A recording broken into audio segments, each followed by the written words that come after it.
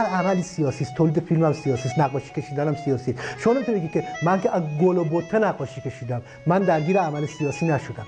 شما وقتی از گل و بته نقاشی میکشی در واقع یک انتخاب برای نقاشی کشیدن مطرح میکنی. پس نوعی باور در بین مردم درباره زیبایی ایجاد میکنی، درباره هنر ایجاد میکنی و به واسه اینکه تو در بین مردم نوعی باور ایجاد میکنی تو درگیر یک عمل سیاسی هستی. آثاری مثل قیصر به شکل آشکارتری درگیر عمل اجتماعی هستن. یا آثار مثلا فرهادی رسالت خودشون رو درگیری در عمل اجتماعی میدونن.